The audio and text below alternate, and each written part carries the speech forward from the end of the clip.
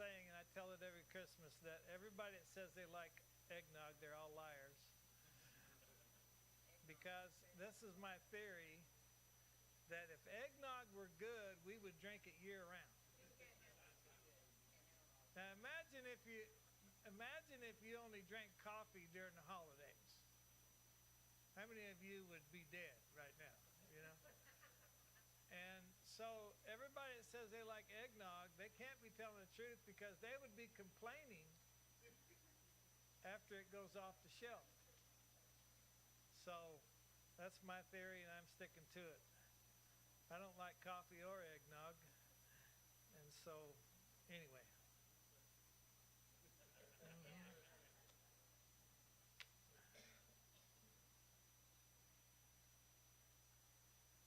I want to,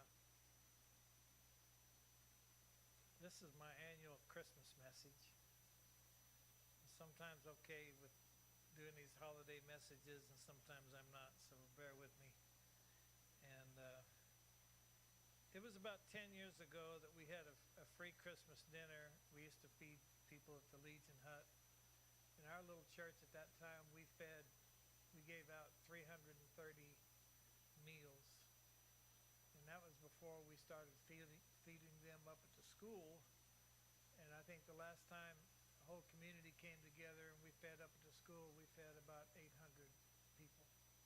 Free Christmas dinner. And so, but this one particular time, I remember it because there was a family that came and there was one young lady. I asked her, I said, because I used to go around where everybody's working, I used to go around and greet everybody and talk with people and say hi. And I said to this one young lady, I said, so what grade are you in? And she looked up at me and she said, I'm 30 years old. And that's when Gary always said, I knew I was getting old when I couldn't tell the difference between a 20-year-old woman and a 40-year-old woman. And so, anyway, after that meal, I went to my office and I was sitting in my office and I looked over at my bookcase and I saw several pictures that I had in my bookcase. And the first one I saw was me holding up, John Holman, I was holding up a 38-pound, Rodney, I was holding up my 38-pound big red fish that I caught in Galveston. And anybody that fishes, I'm sure you've seen that picture of me holding up that fish. And the other guys didn't catch very many. I caught 6 that day. And so they were all from 25 to 38 pounds. And then there was a pic that it was the last service we had in town, and we were all on the steps of the church. I think that picture is somewhere in the foyer. When we started our church in the old Church of Christ buildings over by the park that's since been burned down. Ever since Dave Harriman took ownership, he let it burn down. And I saw a picture of Natalie, who was 9 years old, and she had her corgi, her little dog, and I never knew that she would be my daughter-in-law at the time, and she was 9 years old. And I saw pictures in that bookcase of my mother and my dad and our 3 boys and even Jalen and Jackson and several others that were in that on that bookcase. And there was a whole lot of memories, and I wept because every picture tells a story. And that was before we had cell phones. I have about 200 pictures in my phone, and well, not that many, but I have a whole bunch, probably at least 75 to 100. And every picture there tells. I have pictures of when I was in Vietnam, when I was in Greece, pictures of us being Washington, D.C., us riding the train to the Grand Canyon, just all kinds of pictures. and because every picture has a history. And in Bible days, there were no cameras, no cell phones to take pics. I know that Nathan's wife, Melissa, she's a photographer, and she would take pics of families and couples. And I always hated it because she would take pictures of us, and she would always make the guys look 10 years older than we actually were. She'd filter and do all the ladies and make the ladies look really young, and she'd make the guys look really, really, really, really pretty. Anyway, in Bible days, something important would happen, and God would tell them to have a feast, or to build an altar, or establish a memorial so that the generations to come would remember their history. At Passover, they remembered how God delivered them from Egypt. Then when Jesus came along, he was a master at telling stories. That's why I tell so many stories. I'm going to tell some here today. And he told stories and he told parables. And he used stories to teach so people would never forget. And he used stories like an artist uses a canvas. It's a history. So that day in my office I had a God moment, and I began to think about Christmas and all the controversy over things like Christmas trees, nativity scenes, and lyrics to songs in public schools. Public schools won't sing a lot of the Christmas songs because of certain lyrics and those type of things. And I realized that Christmas is all about remembering. It's about a lot of things, but I think it's about remembering. God tells us to celebrate and rejoice. How many know? Because sometimes we forget. Sometimes, how many are forgetful? 6 of us, okay. It's like the time that Gary told Susie, said, I'm going to Sonic to get something to eat. What do you want to eat? And she said, get me some chicken strips. And so he comes back and gives her a cheeseburger. And she looks at him and says, I told you I wanted mustard on this cheeseburger.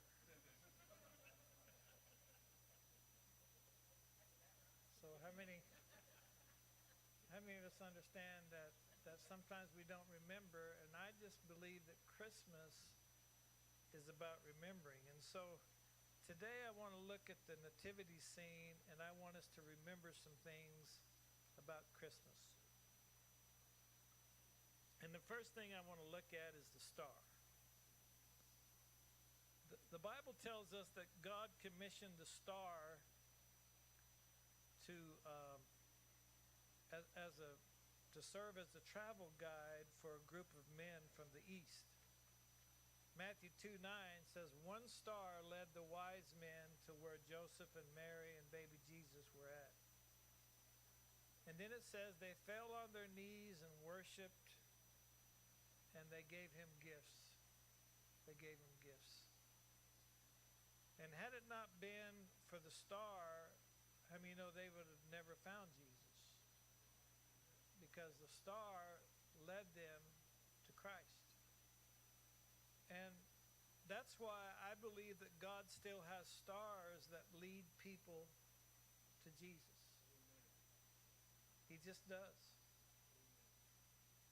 I remember when my mother got saved and she started going to church, and she started taking me and my twin brother to church, and she prayed and wept over us when we thought we were too cool to go to church. We told her we're not going that one day, and she didn't say a word, but we heard her weeping and praying for her kids in the living room. And so that day we went to church and gave our hearts to Jesus, and she was a star that led us to Christ. I mean, no, there's still stars leading people to Jesus. When I was in about the 5th grade, I had a teacher. His name was Mr. Henderson. And Mr. Henderson just lived a few houses down from where we lived. And he was the coolest teacher. He would come out in the streets and he would play football with us and play basketball with us. And, you know, he knew us all and just included us in his life. And I remember one time that it was the next year that when I eventually graduated to the 6th grade. Forget how many years it took me to get to the 6th grade, and so we had a substitute teacher, and as a lot of people do, we gave that substitute teacher more than she could handle, and so she sent all 3 of us to the office. And the office called, of all people, to give us SWATs. That's when they used to give SWATs. Called Mr. Henderson to come give us SWATs. And he gave the other 2 guys SWATs, and they left crying. And then before he swatted me, he looked at, and he said the classic, "Drew, this is going to hurt me more than it hurts you." But he was wiping away the tears as he told me that.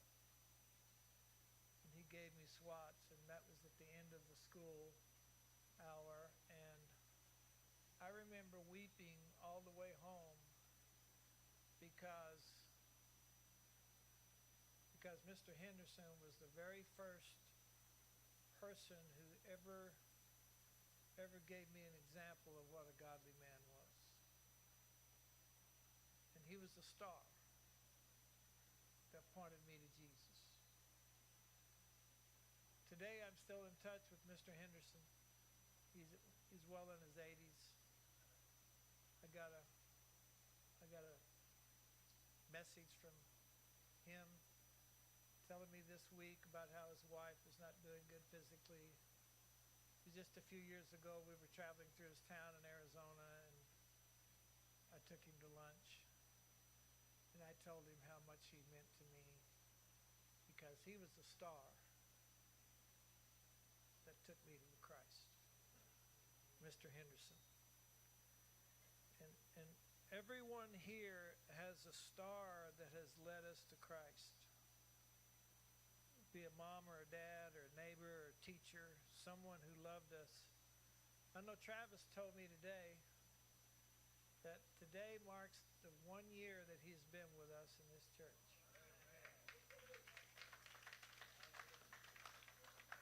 His friend Richie talked to him about Jesus all the time, didn't he? And Richie was a star. He didn't know he was a star. Well, if you ask him, he'll tell you he's a star. But Richie was a star that led Travis to the Lord, and his family's with him. And how many know that God still has stars that lead us to Jesus? God has a way of putting stars in our lives to lead us to Christ. And the second thing is the stable. Now, Mary and Joseph went into a stable so that Mary could give birth to Jesus. And this tells us that God sent Jesus to live in the real world. Thank you, Chris. You see, we think the stable was a cute little and cozy little place, but I'm sure it wasn't. It probably had smelly animals in it. Probably dark, and it was probably damp, and any barn I've ever been in had rats. Probably had rats in it and everything else. No telling what was in there. Anytime you have rats or mice, there's snakes and who knows what. I don't know how many snakes they have in the Middle East. The Bible never talks about it except in Genesis and one place in the New Testament. But the stable wasn't a cute little place to have a baby. I mean, Jesus was a king. Why not be born in a palace? And God chose not to shelter him from the realities of life. His first breath was probably stinky and a smelly stable. He was born a king, but he lived life as a common man. Nathan talked about it today. He came as a common man. Now in Romania, there's a palace there. I've been to Romania about 4 or 5 times. And there's a palace there that is primarily just used as a museum where people go visit. It's immaculate. But when Romania was a communist, part of the communist of the Soviet Union, their dictator lived in this lavish palace. If you saw it, all marble, it was just an incredible place for him to live. And this dictator, he ate the best food, he wore the best clothes, he had the best furnishings, and he lived a very lavish, wealthy lifestyle. But all the people were very poor. About all they had to eat was cabbage. There was extreme poverty there in Romania. And one day the people had had enough, and so they broke into the palace. The dictator fled for his life, and they took all of his belongings out into the streets, the furniture, the clothes, all of his expensive stuff, and they spit on it and they burned it outside the palace. And they overthrew the government.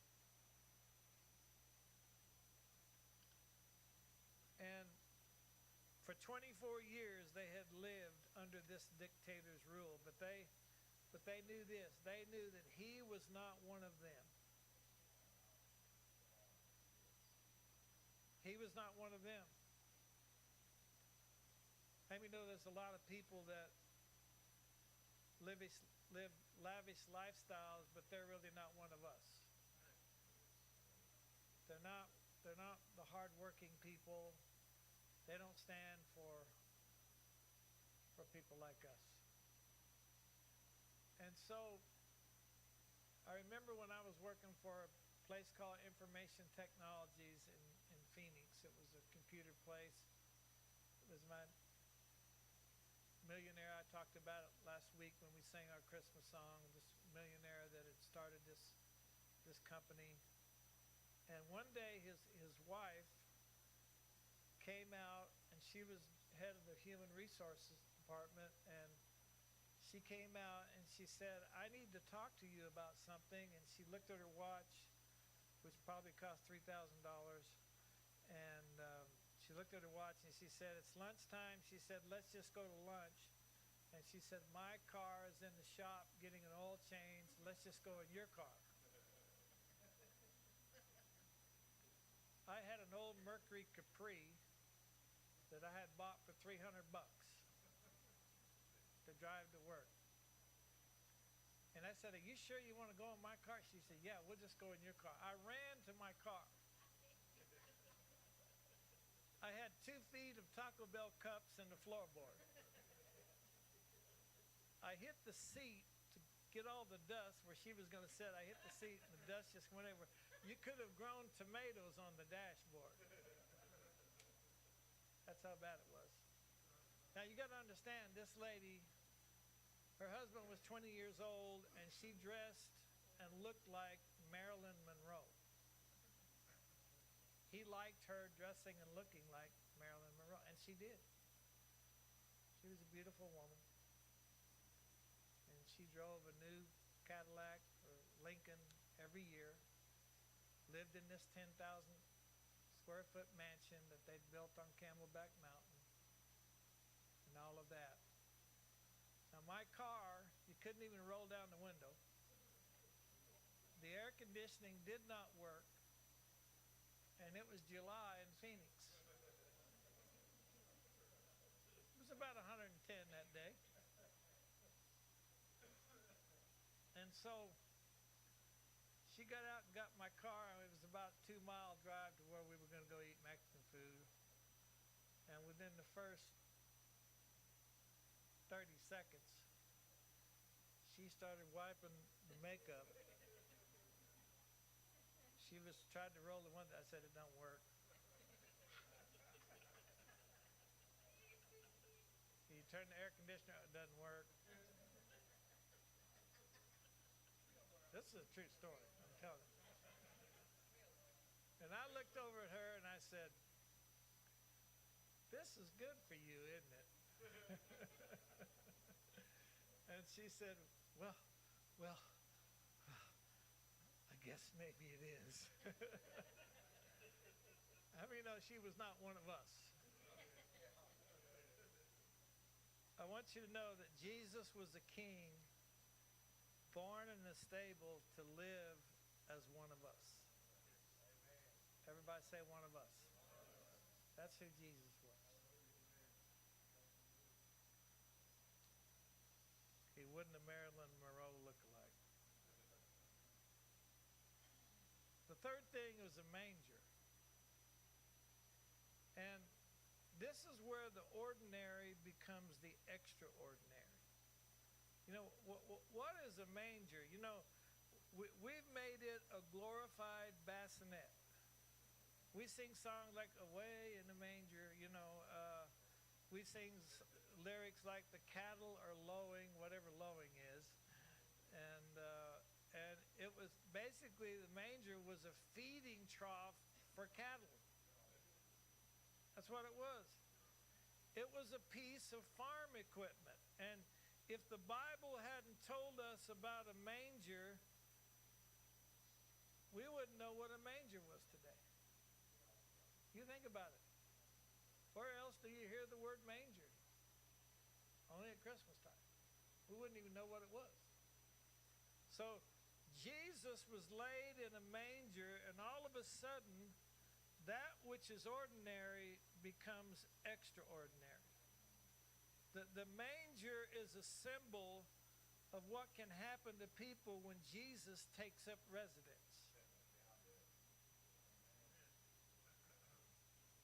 Ordinary people like you and me all over the world, one day we realize that we can't change ourselves, and so we repent, we call on Jesus, and we become worshipers of Him, and all of a sudden our ordinary lives become extraordinary.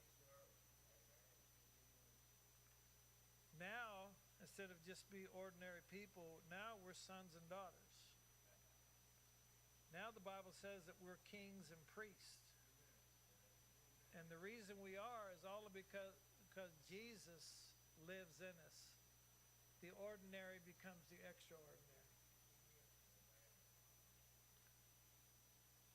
This is the shortest message that you've ever heard me preach. And everybody said, Amen. Didn't have to insult me, Rick.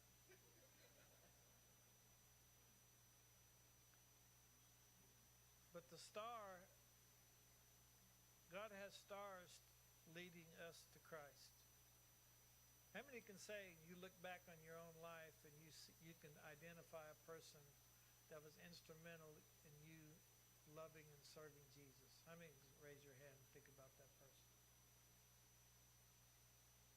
Gary raised his hand. That was me that he's talking about.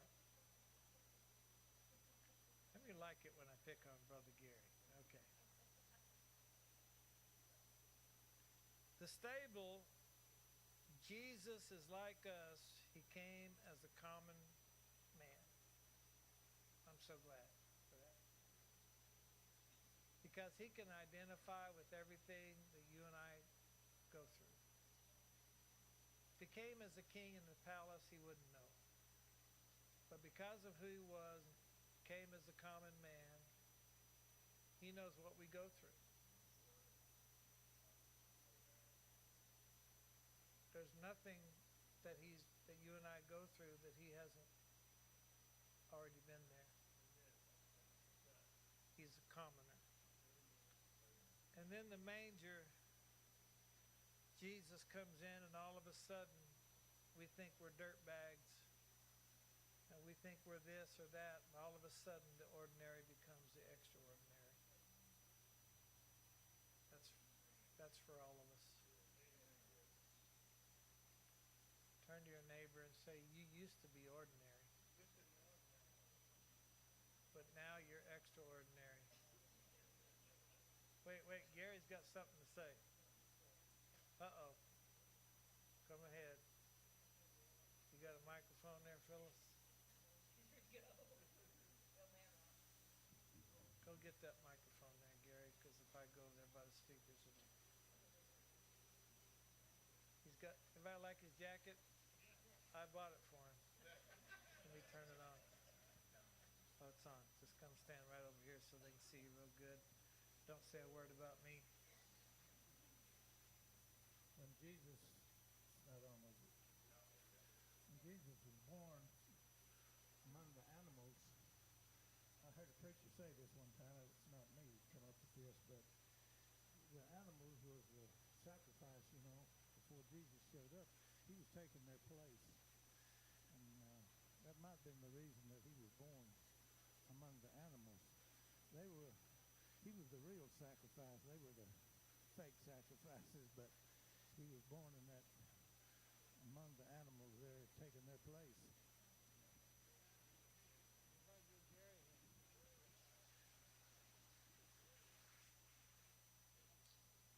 That's the best thing he's ever said up here.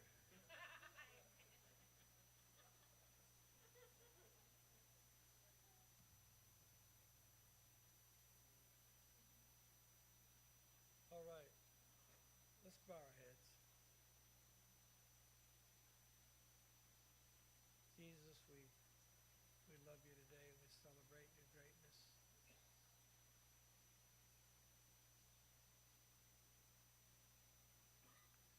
We want to thank you for taking us and making us extraordinary people.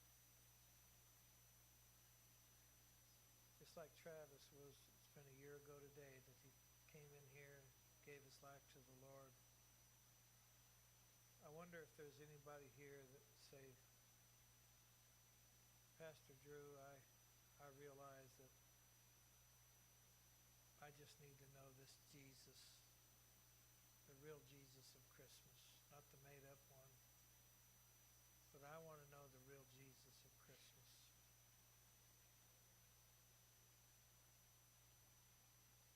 I want my ordinary life to become extraordinary because of him. If that's you, I just want to pray for you. I'm not going to call you up and embarrass you. I just want to pray for you. Is there anybody that'll just raise their hand and say, Pastor Drew, would you pray for me? Yeah, anybody else? Yeah, anybody else? Okay. Thank you, Jesus. Lord, we love you. You see the hands that went up. We're not going to fake it anymore. Lord, we give you permission to, as Nathan sang about, just to mess us up. We give you permission to do that. From this day forward, matter of fact, let's all pray this prayer together. Say, Lord Jesus, I want to know you as never before. And I give you permission from this day forward to just touch my life and lead me. And I thank you for the sacrifice you made for me. And now I'm no longer ordinary. I'm extraordinary. And I love you. And from this day forward, I surrender my life to you. Amen. Let's all stand together.